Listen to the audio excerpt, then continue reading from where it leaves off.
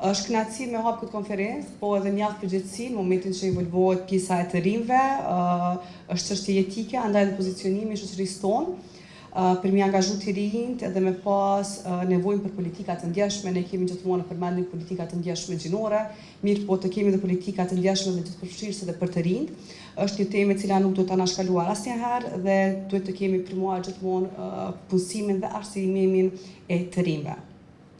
Njëra nga sfidat që ka dalë si e gjetur kryesore është mungesa e përputhjes së aftësive që ofron sistemi ynë arsimor dhe kërkesave të tregut të punës, që në ditëve të fundit del edhe pjesa e mungesës së mentorimit në raste të caktuara dhe pjesa e përkthjes nga ana e institucioneve publike në këtë drejtim, si dhe çështja në informacion. Kur po themi çështja në informacion, të gjithë të rinjt ndoshta i shfrytëzojnë rrjetet të cilat i shfrytëzojnë për të pasur çështje në informacion, po në cilin informacion po kanë çështje, sa po dezinformohen në këtë drejtim dhe sa po kanë çështje në informacionin e duhur për arsimimin dhe edukimin e tyre.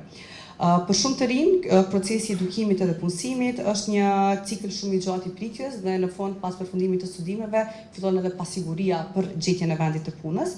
Dhe këtu qëndron, besoj që bashkëpunimi ynë i organizatave të shoqërisë civile, institucioneve të punësimit dhe të arsimimit që të krijojnë një bazë të sigurt për të rinjt të cilët diplomohen dhe pastaj gjejnë punë. Indeksi pjesëmarrjes rinore së pari është zhvilluar nga rrjeti i Turqisë dhe qendra rinore për Ballkanin Perëndimor, ku na tregon shumë mirë se të dhënat statistikat që i mbledhim si mund të ndërtojmë një narrativ të nevojshme dhe një orientim shumë të mirë të daljes nga ky cikël i cili jemi dhe të gjejmë zgjedhje për punësimin e të rinjve. Edicioni i fundit për herë të parë përfshin shtetet e Ballkanit Perëndimor dhe na ofron një pasqyrë mjaft të qartë krahasimore edhe me vende tjera të cilët nuk e kemi pasur të bazuar në këto statistika deri më tani. Nuk mund të flasim gjithmonë për të ardhmen tonë pa folur edhe disa nga sfidat që i prekin të rinjt tonë, që është një e gjetur e përbashkët mes Kosovës, Shqipërisë dhe Turqisë, është braktisja e hershme e shkollës në disa cikle, andaj edhe zhvillimi dhe pabarazia fillon edhe në këtë pjesë për disa përjashtime në raste sociale në këtë drejtim. Në secilin vend besojmë që ekziston edhe rreziku i varfërisë për të vazhduar studimin dhe mungesën e informacionit. Nga kategoria e të rinjve në net, shohim që është një grup i të rinjve të cilët nuk janë të punësuar dhe nuk ndjekin shkollim apo trajnim.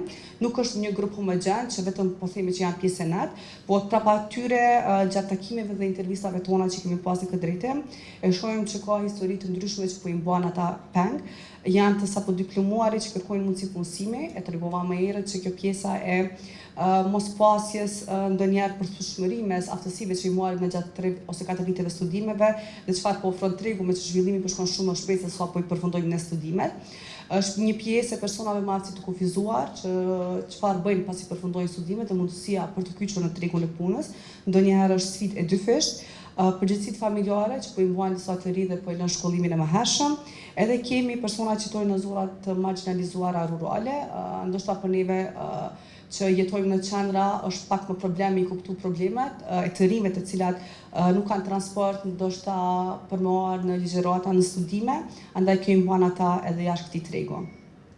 Pra, nga këto probleme që i ceka, del se nuk mund të kemi një strategji të vetme që i përshtatet të gjithëve, andaj përmes këtyre dhënave i kuptojmë shumë më mirë se si t'i hartojmë strategjitë që janë më të përshtatshme për të gjithë, duke i dëgjuar dhe duke i kuptuar shumë më mirë problemet e tyre. Andaj përmes kësaj konference, besoj që bashkë me të gjitha aktorët që i kemi sot në konferencë, do të arrijmë që të kemi një thirrje për veprim dhe politika gjithëpërfshirëse për të rinjt. Indeksi pjesëmarrjes në politikë. Në këtë indeks, Kosova qëndron ma mirë në krahasim me shtetet e rajonit, por edhe Turqinë, por këtu vërej Turqia që ka një pjesë më të dobët të rezultatit. Kosova është me 44.9 në indeksin e pjesëmarrjes në politikë. Për shembull tek pjesa e deputetëve, cilët janë nën moshën 30 vjeç, Shqipëria, Kosova dhe Mali qëndrojnë më mirë në krahasim me vendet e tjera. Mirë po, kur vjen tek pjesa e kryetarëve të komunave, kjo është diçka që ndryshon. Muna me thonë që Maqedonia Veriore është pak më mirë, ndërsa të tjera shtete nuk është që përfaqësohen kuvende me kryetarë të komunave në moshën 30 vjet. Kur bisedojmë për pjesën e prezencave online, si shtet gjithmonë e cekim që ne jemi një shtet i vetmi që kemi gati shtrirje 100% të rjetit, por fatkeqësisht tek pjesa e shfrytëzimit të institucioneve nuk jemi më së miri, edhe pse kur e marrim për bazë pjesën e institucioneve qendrore, jena shumë më mirë se sa niveli komunal. Tek niveli komunal, cilat rrjete janë marrë parasysh, jemi duke folë për webfaqet, Facebookun, Instagramin edhe X-in apo Twitterin që shkena njohë më herët. Pra këto janë platforma cilat të përcjellë se cili institucion ai ka, sa janë aktive edhe apo stojnë. Në bazë të atyne, kjo është renditja që qëndron për pjesën institucionale, po qendrore, edhe tek pjesa e komunave, ku ne të pjesa komunave jemi shumë keq, sidomos pse ka ndodhur kjo, e kam arsyen se pjesa e X-it në Kosovë përdoret shumë më pak krahasim me rajonin. Edhe kjo e ka bërë rezultatin ndoshta më dobët, sepse te faqet e Facebookut secila komunë zotron në faqet e Facebookut, në webfaqe që janë gjithashtu të funksionale, po pjesa e X-it e ka bërë këtë lloj ndoshta tramjes në përqindje, pasi që shumë pak, sidomos komuna shumë pak ka pas cilat e përdorin, edhe Instagramin.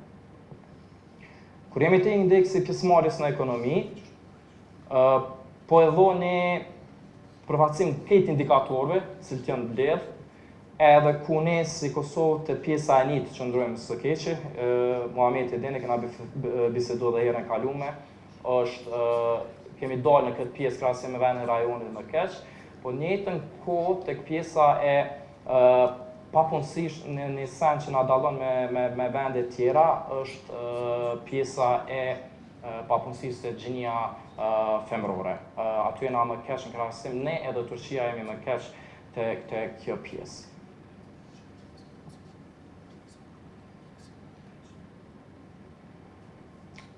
Mas saksisht në kështatën e pikdyshtë, edhe pse papunësinë nuk e kena keq si vende tjera, po vetëm vërtetohet kjo pjesa e faktit tek gjinia femrore që dominon në pjesën e papunësisë. Pra përshojmë qysh qëndrojmë me shtetet e rajonit, ndërsa në BE është 11.2%. Kjo është pjesa e nitit, pra përqindja Kosova ku qëndron pak ma keq.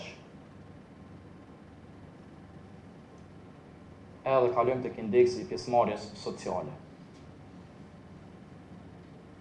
Për shembull, një prej indikatorëve ka qenë të rinj që janë pjesë e sistemit të mirëqenies sociale.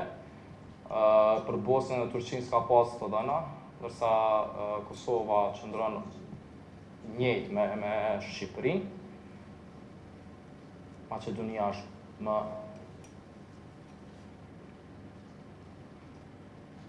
Kjo është një statistikë që kam dashur me nda, është për të rinj që janë në burgje, edhe pse nuk është për momentin e vlerësuar si indikator për të gjithë, pasi që ka pas mungesa, ja vlen me u përmend se në burgje mund ta më thonë që çdo i tretë gati në pjesën më të madhe të shteteve mbrana burgjeve është i ri në 30 vjeç. Që është një statistikë mjaft brengosë, se kisha me thonë.